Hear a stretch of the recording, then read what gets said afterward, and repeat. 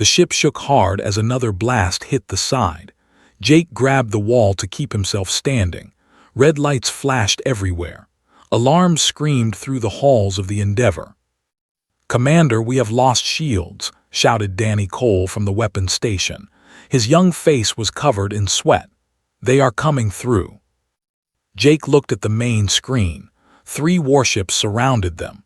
The Endeavor was a small diplomatic vessel. It had no chance against military cruisers. This was supposed to be a peaceful mission.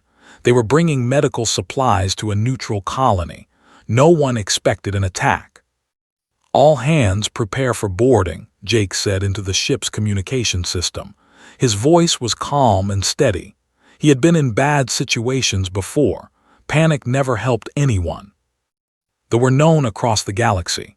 They were a reptilian species with green scales and yellow eyes. They stood 7 feet tall and had claws that could cut through metal. But their most famous trait was their cruelty. They conquered weaker species and kept them as slaves. The Galactic Council had warned humans about them, but humans had only been part of the galactic community for 50 years. They were still learning. The doors of the bridge exploded inward. Smoke filled the room. Through the smoke came the soldiers. They moved fast for their size. Their armor was black and covered with sharp edges.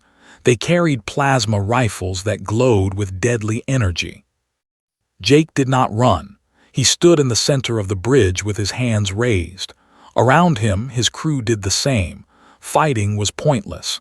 They had no weapons that could hurt these soldiers. A commander stepped forward. He was bigger than the others.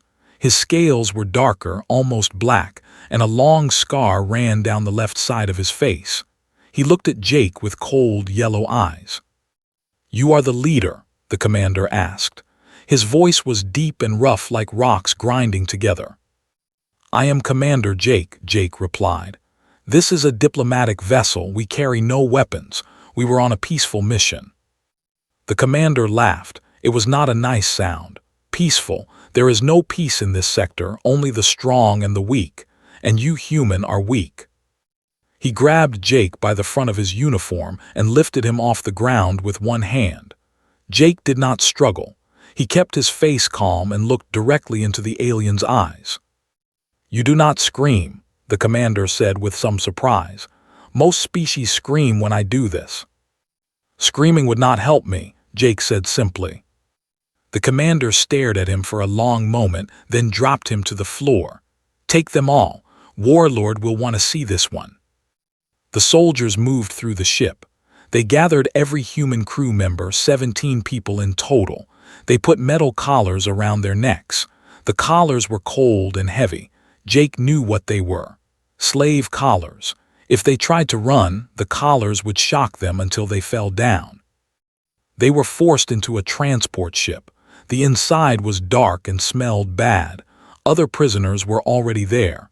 Jake counted 12 different species. Some he recognized from his training. Others he had never seen before. A small creature with blue skin and large eyes sat in the corner. It was shaking badly. When Jake sat down nearby, it moved away from him in fear. "Do not worry," Jake said quietly. "I will not hurt you." The creature looked at him with those big eyes. "You are human." "Yes." I am. The creature's voice was very soft and high. "Why did they take you?" "Wrong place at the wrong time," Jake said. "Where are they taking us?" His whole body shook harder. "Prime, the home world. We will be taken to Warlord." Jake heard the name mentioned before. Other prisoners around them made sounds of fear when said it. One of them, a tall being with 4 arms, began to cry. "Who is?" Jake asked. Looked at him like he was crazy. "You do not know. Is the most powerful warlord of the. He controls half their empire. He is famous for 2 things, his cruelty and his pet." His pet moved closer and spoke in a whisper. It is a monster from the Death World 9. Nothing lives on that planet except killers. He is the worst of them all, uses it to execute prisoners. He puts them in an arena and releases the creature. Thousands have died in its jaws. They say it enjoys the taste of fear. Jake listened carefully. He stored this information in his mind. Knowledge was power, even in a situation like this. "How long until we reach Prime?" he asked. 3 days, said. 3 days to live, then we die. The other humans from Jake's crew were scared. He could see it in their faces. Danny Cole, his weapons officer, was only 23 years old. This was his first mission in space. Maria Santos, the ship's doctor, was trying to stay calm for the others, but her hands were shaking. Jake gathered his crew in one corner of the transport ship. The other prisoners watched them with curiosity. "Listen to me," Jake said quietly. "I know you are afraid. That is normal, but fear will not save us. We need to stay calm and watch for opportunities. We are not dead yet." "Commander, you heard what they said," Danny whispered. "They are going to feed us to some monster. How can you be so calm?" Jake thought about his answer. He remembered his grandfather's ranch in Montana. He remembered the wild horses they used to catch and train. He remembered the wolves that sometimes came too close to the cattle. He had learned from a young age that animals could sense fear. When you showed fear, you became prey. When you stayed calm, you became something else, something interesting. "Danny, I grew up on a ranch," Jake said. "I have faced angry bulls, wild horses, and hungry wolves. I have been bit and kicked and thrown. I am still here. These think they are predators. Maybe they are. But humans have been dealing with predators for a very long time. We did not just survive. We learned to understand them." Danny did not look convinced, but he nodded. The other crew members drew closer together. They took comfort in Jake's words, even if they did not fully believe them. The 3 days passed slowly. The guards fed them once a day. The food was bad, but Jake made sure everyone ate. They needed their strength. He spent the time watching the guards. He noticed their patterns. He learned how they moved and how they communicated. He also talked with the other prisoners. He learned about the different species and their worlds. He learned about the Empire and how it worked. On the 3rd day, the ship landed. The prisoners were forced outside into bright sunlight. Jake looked around and saw a massive city. The buildings were tall and dark. Everything was built to show power and strength. In the center of the city stood a huge arena. It was bigger than any stadium on Earth. Jake could hear the distant sounds of a crowd cheering. Was crying softly, "That is where we will die." Jake put a hand on the small alien's shoulder. "Stay close to me. The story is not over yet." The guards pushed them forward toward the arena. Jake walked with his head high. Whatever was coming, he would face it standing. The holding cells beneath the arena were dark and cold. Jake could hear the crowd above them. The sound was like thunder that never stopped. Thousands were up there, waiting for blood. The prisoners were separated into different cells. Jake was put with the other humans and a few smaller aliens, including. The cell had stone walls and metal bars. There was no furniture. They had to sit on the cold floor. Through the bars, Jake could see guards walking past. They laughed and pointed at the prisoners. To them, this was entertainment. "How many prisoners do they bring here?" Jake asked. "Hundreds every week," answered. His voice was tired and empty. "Most die in the first day, likes to watch the executions himself. He sits on his throne with the beside him. The creature is always hungry." Danny was sitting against the wall with his head in his hands. "I cannot believe this is how it ends. Fed to some alien monster on a planet nobody has heard of." "It has not ended yet," Jake said firmly. Maria Santos moved closer to Jake. She was in her 40s with gray in her dark hair. She had seen many things in her career as a doctor. "Commander, what is your plan? I know that look in your eyes. You are thinking about something." Jake smiled slightly. "I am thinking about horses." "Horses?" Maria looked confused. "When I was young, my grandmother taught me how to train wild horses.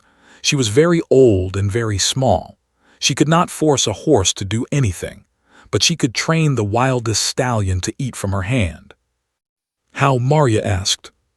"She understood them. She knew that horses are not evil or mean, they are afraid. When a horse kicks or bites, it is because it thinks you are a threat. My grandmother never acted like a threat. She moved slowly. She spoke softly. She showed the horse that she was not something to fear, and slowly the horse would trust her. Had been listening. You think thee is like a horse. I think every creature has a reason for what it does, Jake said. Fear makes animals dangerous, but take away the fear and you find something else underneath. Before anyone could respond, the cell door opened with a loud crash. 4 guards entered.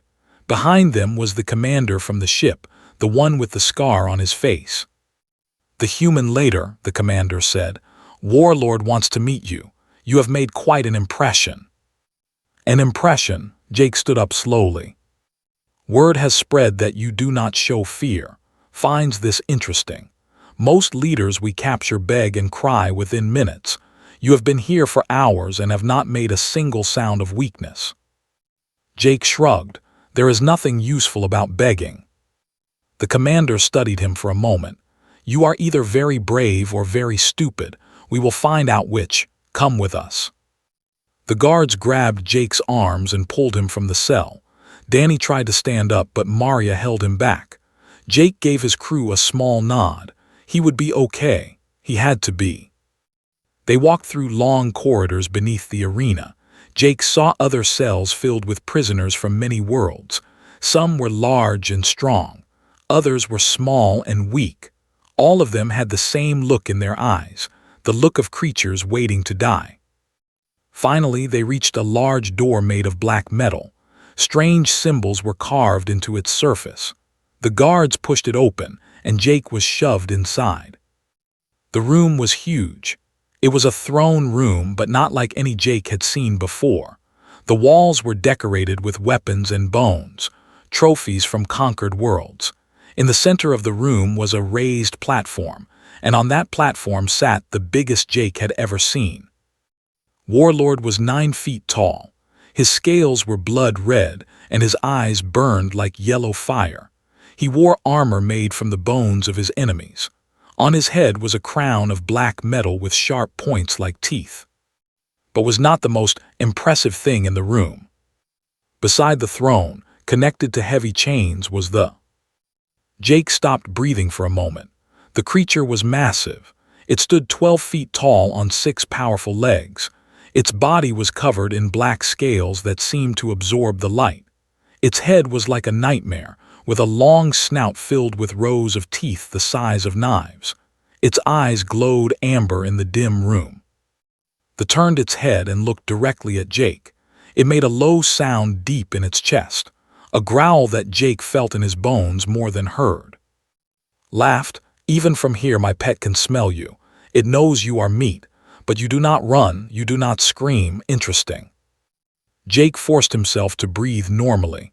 He really looked at it, past the teeth and claws, past the terrifying size.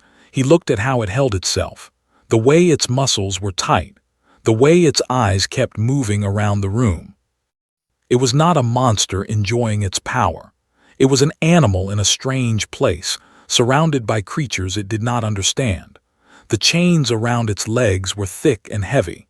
There were old scars on its skin where the chains had rubbed. This creature was not evil. It was a prisoner just like Jake. You are studying my pet, said with amusement. Most beings cannot look at it for more than a moment. They fall to the ground and beg for quick death. But you stand there and watch it like it is a farm animal. It is impressive, Jake said carefully. Where did you find it? Seemed pleased by the question. 9. A death world where everything kills everything else. Thee is the greatest predator on that planet. It took 50 of my best hunters to capture this one. 30 of them died. And now it serves you. His eyes narrowed. It obeys me. 1 word from me and it attacks. 1 word and it stops. I have trained it to respond to my voice. It has killed over 2,000 prisoners in this arena. It has never failed to obey. Jake nodded slowly. And do you think it loves you? The room went silent. His guards looked at each other nervously. No one spoke to the warlord like that, but did not seem angry. Instead, he leaned forward on his throne with great interest. Love. What does love matter? It obeys. That is enough. Is it? Jake asked. An animal that obeys from fear will turn on you the moment it sees weakness. An animal that obeys from love will die to protect you. Stared at Jake for a long moment. Then he stood up from his throne. He was even more terrifying at full height. He walked down from the platform and approached Jake. The guards moved aside. You speak like someone who knows about animals, said. I grew up with them. On my world, we have worked with animals for thousands of years. We turned wolves into dogs. We turned wild horses into partners. We did not do it with chains and fear. We did it with patience and respect. Laughed again, but there was something different in the sound. You think you could tame my. You think your human tricks would work on the greatest predator in the galaxy. I do not know, Jake said honestly, but I know that chains and pain will only make it hate you. One day those chains will break, and when they do, your pet will remember every wound you gave it. His face twisted with anger. For a moment Jake thought the warlord would kill him right there, but then smiled. It was a cruel smile full of teeth. Tomorrow, human, you will enter the arena. I will release my, and we will see what your patience and respect can do against its hunger. If your human tricks work, I might let you live. If they fail, well, my pet has not tasted human meat before. I am sure it will enjoy the experience. He turned to his guards. Take him back to his cell. Make sure he is well fed tonight. I want him strong for the show. The guards grabbed Jake and pulled him from the throne room. As he left, he looked back at the one more time. The creature was still watching him. Its amber eyes followed him all the way to the door. In those eyes, Jake saw something unexpected. Not hunger, not hatred. Curiosity. The creature was curious about him. Jake smiled to himself as the guards dragged him away. Maybe, just maybe, there was a chance. That night Jake did not sleep. He sat in the corner of his cell and thought about the next day. His crew gathered around him, waiting for him to speak. Commander, what happened with Maria asked. Jake told them everything. He described the throne room, the warlord, and When he finished, the cell was very quiet. You are going to face that thing alone, Danny's voice was shaking. That is suicide. Maybe, Jake admitted. But I saw something in that creature. It is not a mindless killer.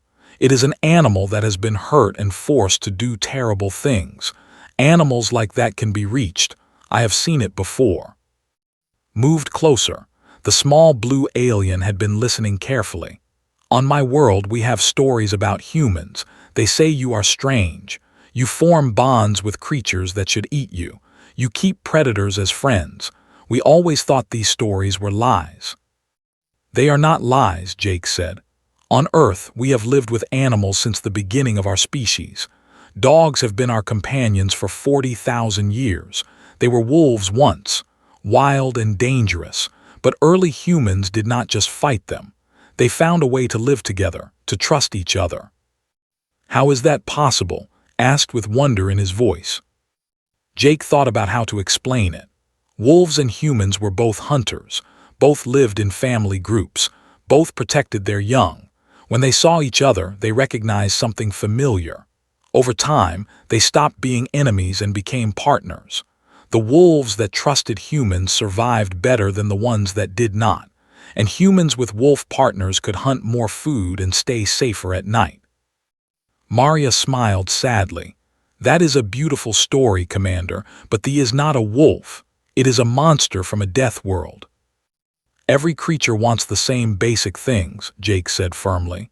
Safety, food, a place where it belongs. That has none of those things. It is chained, beaten, and forced to kill. It has never known kindness. Maybe that is exactly why kindness might work. The night passed slowly. The other prisoners in nearby cells whispered about the human who would face the tomorrow. Some thought he was brave. Most thought he was a fool. When morning came, the guards arrived. They took Jake from the cell and led him through the corridors under the arena. The sound of the crowd was louder than before. Thousands were screaming and stomping their feet. Jake was brought to a small room near the arena entrance. An official looked at him and made notes on a digital pad. Human male, first encounter with the expected survival time less than 1 minute. The official sounded bored. He had done this many times before. Jake did not respond. He was focusing his mind. He thought about his grandmother and her horses. He remembered her voice, calm and steady. He remembered how she moved slow and smooth. No sudden gestures, no signs of threat. The door to the arena opened. Bright sunlight flooded in. Jake walked forward. The arena was a circle of sand surrounded by high walls. Above the walls were rows and rows of seats filled with. They roared when they saw Jake enter. Some threw objects at him. Others made gestures that were probably insults. At the far end of the arena was a raised platform, sat on a throne made of bones. Beside him, held by massive chains connected to posts in the ground, was the creature was even more impressive in daylight. Its black scales reflected the sun with a strange blue shimmer. Its amber eyes were locked on Jake from the moment he entered. Raised his hand and the crowd went silent. His voice boomed across the arena.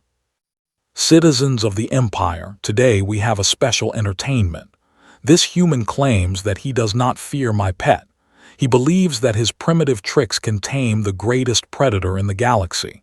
Let us see if he is right. The crowd laughed and cheered. They were ready for blood. Smiled down at Jake. Human, you have one chance. When I release you can run, fight, or do whatever you want. If you survive for 5 minutes, I will spare your life. If not, well, my pet will enjoy its meal. Jake did not run. He did not look for weapons. Instead, he walked slowly toward the center of the arena and sat down on the sand. He crossed his legs and placed his hands on his knees. He closed his eyes and took deep breaths. The crowd went quiet. They had never seen anything like this. "What are you doing, human?" called out. Jake opened his eyes and looked at the warlord. "I am showing your pet that I am not a threat." Laughed loudly. "You think sitting will save you? Fine, let us begin." He turned to his guards. "Release The chains fell away from the creature. For a moment it did not move. It seemed confused. Usually its prey ran immediately. This one just sat there.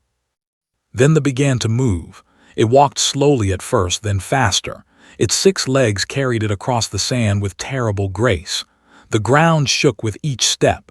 Its mouth opened, showing all those rows of teeth. A deep roar came from its throat. Jake did not move. The creature came closer. 50 feet, 40 feet, 30 feet. The crowd was screaming with excitement. They could almost taste the kill. 20 feet. Jake could feel the hot breath of the creature. He could smell its scent like old meat and something else, something wild. 10 feet. The stopped. The arena went completely silent, not a single sound. The creature tilted its massive head to one side. It was studying Jake the same way Jake had studied it in the throne room. Its amber eyes blinked slowly. Jake spoke. His voice was quiet and calm. "Hello there, you do not want to hurt me, do you? You are just doing what they force you to do." They made a sound, not a growl or a roar, something softer, almost like a question. Slowly, very slowly, Jake raised his right hand. He held it out with the palm facing down. This was how you greeted a dog. You let them smell you first. You let them decide if you were safe. They lowered its huge head. It moved closer, step by step, until its nose was almost touching Jake's hand. It breathed in deeply, taking in his scent. Jake did not pull away. He stayed perfectly still. His heart was beating fast, but he kept his breathing slow. Animals could sense fear through smell and movement. He had to control both. The breathed out. The air from its nostrils was hot against Jake's skin. Then very gently it pressed its nose against his palm. The crowd gasped. Jake slowly moved his hand up and touched the scales on the creature's face. They were warm and smoother than he expected. The closed its eyes. "That is right," Jake whispered. "I am not going to hurt you. No one is going to hurt you while I am here." Jumped to his feet. His face was twisted with shock and anger. "This is impossible. Attack, kill, destroy." The creature opened its eyes. It looked toward, then it looked back at Jake. It made that soft sound again. It did not attack. "I command you, kill the human now." The creature ignored him completely. Instead, it lowered its massive body to the ground and lay down beside Jake. Its tail curled around behind them both. It was protecting him. Screamed orders. His guards ran around in confusion. The crowd did not know what to do. Some were leaving. Others were frozen in their seats. Jake stood up slowly. The rose with him. It stayed close to his side like a loyal dog. Jake looked up at the warlord. His voice was calm but carried across the silent arena. "You see, you made a mistake. You thought fear was the only way to control a creature, but fear is weak. Fear can be broken. This animal has been chained and beaten for years. It obeyed you because it had no choice, but it never loved you. It never trusted you. The moment something better came along, something that showed it kindness instead of pain, your control disappeared." Its yellow eyes burned with hatred. "You think you have one human. You think this changes anything. Guards, kill them both." The guards raised their plasma rifles. They saw the weapons and understood the threat. It moved in front of Jake and roared. The sound was so powerful that several guards dropped their weapons and ran. Jake put his hand on the creature's side. "Easy, not yet. We need to be smart about this." For the first time since his capture, Jake felt something he had not felt before. Hope. The arena had become chaos. Guards did not know what to do. Their weapons were pointed at Jake but no one wanted to fire first. The creature that had terrified them for years was now standing beside a human, protecting him like a guard dog.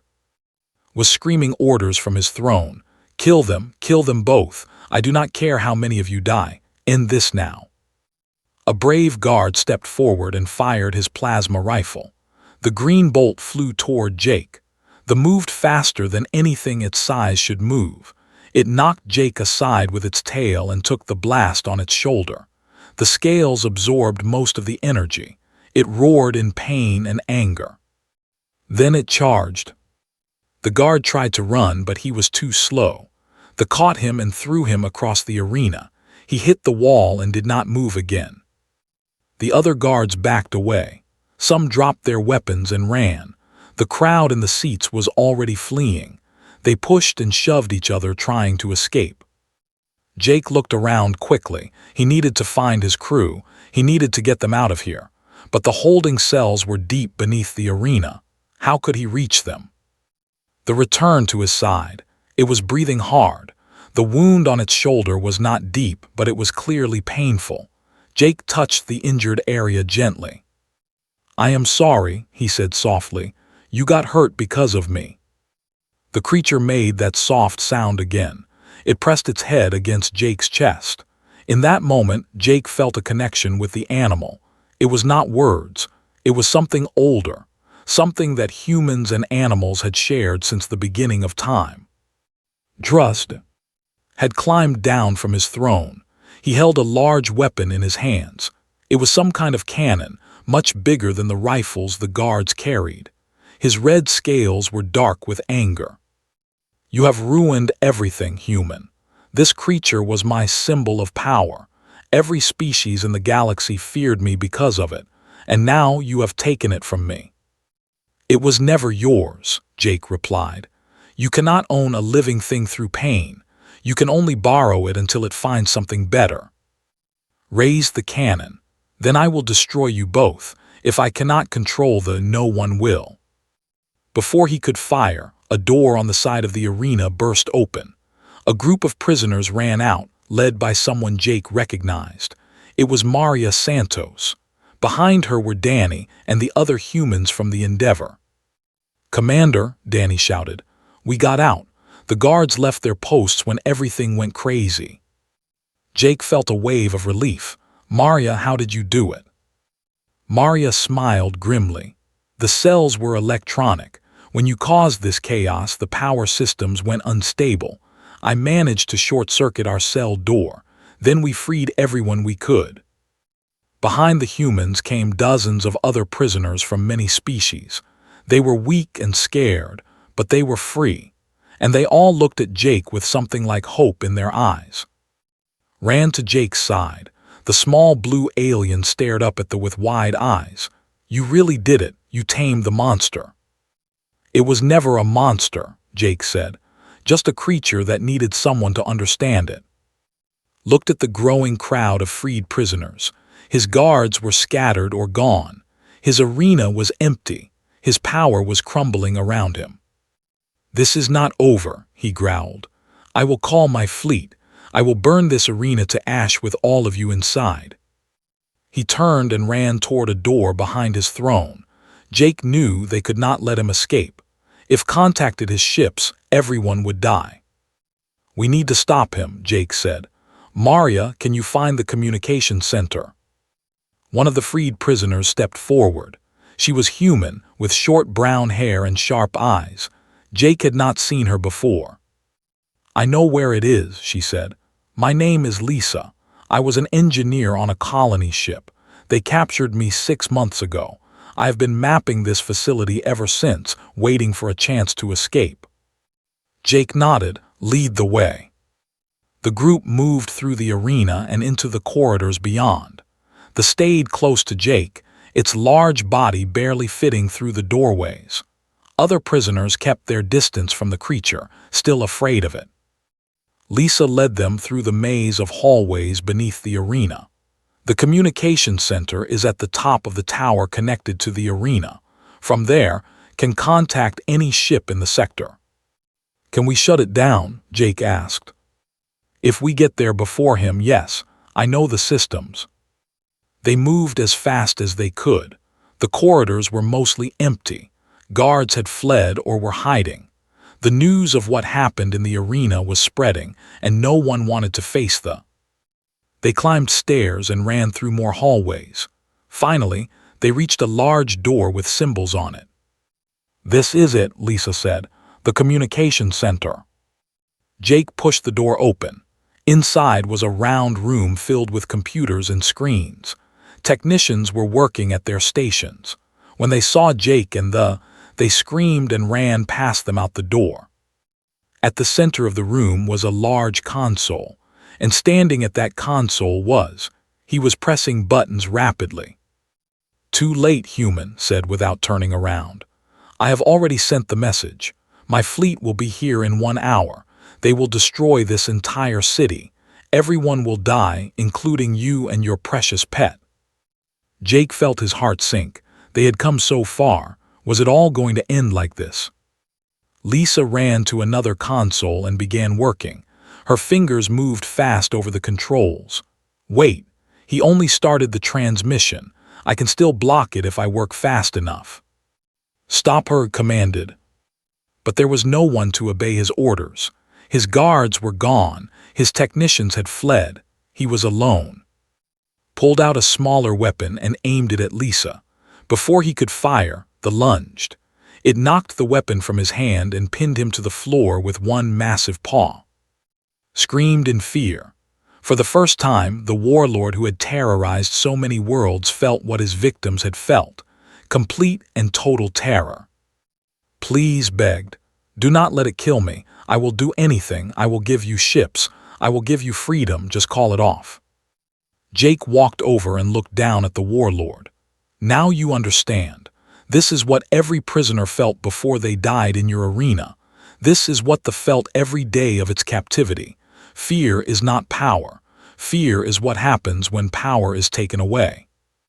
"I understand," said quickly. "I was wrong. Please just let me live." Jake turned to the creature was looking at him, waiting. Its amber eyes asked a simple question. "What do you want me to do?" Jake thought about it. Deserved death. He had killed thousands. He had caused unimaginable suffering. But Jake was not an executioner. And more importantly, he did not want to turn into a killer again. The creature had known nothing but violence its whole life. Jake wanted to show it another way. "Let him go," Jake said quietly. The hesitated. Then slowly it lifted its paw and stepped back. Scrambled to his feet, he looked at Jake with confusion. "You are letting me live, after everything I did." "I am not letting you go," Jake clarified. "You will face justice, but it will not be me who judges you. And it will not be that punishes you. We are better than that." Maria and several other freed prisoners came forward. They grabbed and held him firmly. The warlord did not resist. All the fight had left him. Lisa looked up from her console with a smile. "I did it. The transmission is blocked. No one is coming." A cheer went up from the freed prisoners. They hugged each other and cried with relief. For the first time in months or years, they were truly free. Jake put his hand on the side. The creature leaned into his touch. In its eyes, Jake saw something new. "Peace." "It is over," he said softly. "You are free now. No more chains, no more arena, no more killing." The made that soft sound again. And if creatures could smile, Jake thought it might be smiling. 3 days passed. The communication center became the headquarters for the freed prisoners. Lisa worked constantly, sending messages to every ship and station she could reach. She told them what happened on Prime. She told them about the slave operations. She told them about. The Galactic Council responded within hours. This was exactly the evidence they needed to take action against the Empire. For years, they had suspected the truth but had no proof. Now they had witnesses from dozens of worlds. On the 3rd day, ships appeared in the sky above the city. Not ships. These were council vessels from many different species. They had come to help. Jake stood on the roof of the communication tower and watched the ships land. They stood beside him as always. In the past 3 days, the creature had not left his side for more than a few minutes.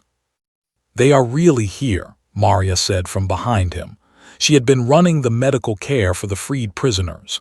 Many were sick or injured after their time in captivity. She had not slept much. "They are," Jake agreed. "It is really over." Danny Cole joined them on the roof. The young officer looked different now. The fear that had been in his eyes was gone, replaced by something stronger. "Commander, I never thanked you properly. You saved all of us." Jake shook his head. "We saved each other, and we had help." He scratched the behind what might have been its ear. The creature made a happy rumbling sound. Over the next few hours, the council ships landed and their crews spread through the city. They arrested the remaining soldiers. They freed prisoners from other facilities. They documented everything for the trials that would come. A shuttle landed near the communication tower. From it stepped several beings that Jake recognized from his diplomatic training. They were council representatives from different worlds. Among them was a tall, thin creature with silver skin. This was Ambassador Vex, the senior representative of the Galactic Council. "Commander Jake," the ambassador asked as it approached. "Yes, sir." "You have done something remarkable here. Our intelligence suggests there were over 3,000 prisoners held in this city. Because of your actions, they are all free." Jake felt uncomfortable with the praise. "I just did what any human would do." Ambassador Vex tilted its head. "That is exactly what makes your species so interesting. We have watched humans since you first left your planet. You are young compared to most galactic civilizations. You do not have the best technology or the largest ships, but you have something else, something harder to define." "What is that?" The ambassador looked at the standing calmly beside Jake. "You have the ability to make allies out of enemies. When we first learned about humans and their animals, we did not believe it. A species that lives alongside predators, that trusts creatures that could easily kill them. It seemed impossible. And yet here you are, standing next to the most dangerous creature in this sector, and it protects you like you are its own child." Had followed the ambassador's group. The small blue alien was beaming with pride. I told everyone back home about humans, about how you tamed they want to meet you, they want to learn. Jake smiled at his small friend. I did not tame it, I just treated it with respect. Anyone can do that. But that is exactly the point, Ambassador Vex said. Most species cannot do that. When they see something dangerous, they fight or run. Humans are different. You see something dangerous and you think, how can I make it my friend? It is a strange way of thinking, but it works. The ambassador turned to face Jake directly. The Council would like to offer humanity a special position. We want your species to help us with difficult situations across the galaxy, places where violence has failed, where understanding is needed. Jake considered this carefully. That is a big responsibility. It is, but we believe humans are ready for it. What happened here is proof of that. A few days later, a human rescue ship arrived to take Jake and his crew home. The ship was called the New Horizon, and its captain was an old friend of Jake's from the academy. The freed prisoners were being relocated to safe worlds, and his officers would be taken to stand trial for their crimes. The empire was crumbling as more and more worlds learned the truth about its practices. Jake stood at the loading ramp of the New Horizon. His crew was already aboard. Maria and Danny waved at him from a window.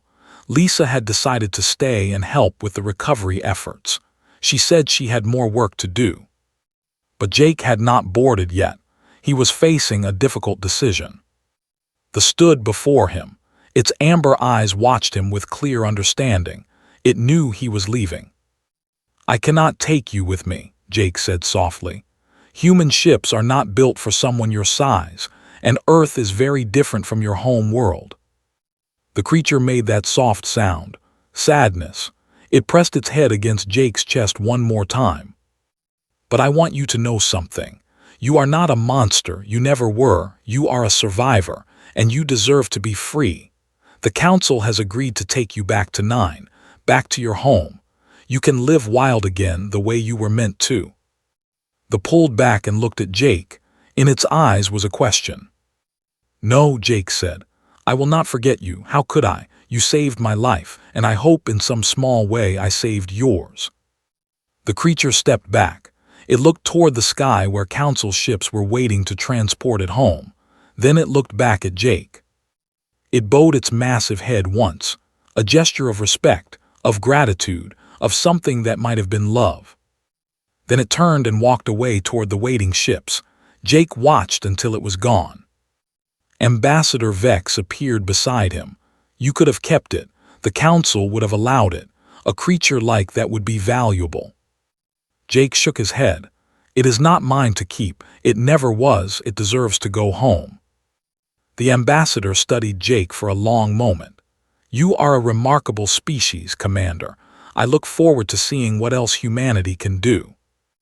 Jake boarded his ship. As the New Horizon lifted off and flew toward the stars, he looked out the window at the shrinking world below. Somewhere down there was being loaded onto a transport that would take it home. Danny sat down beside him. What are you thinking about, Commander? I am thinking about my grandmother, Jake said. She used to tell me that the measure of a person is not how they treat those above them, but how they treat those below them, how they treat those who cannot fight back, those who are afraid. That was pretty scary, Danny said. I would not say it could not fight back. Jake smiled. It was afraid, Danny. It had been hurt and used for years. Under all that strength, it was just a scared creature looking for someone to trust. My grandmother would have understood that. The ship jumped to faster-than-light speed. The stars became streaks of light around them. Years later, the story of Commander Jake spread across the galaxy. It became a legend told on hundreds of worlds.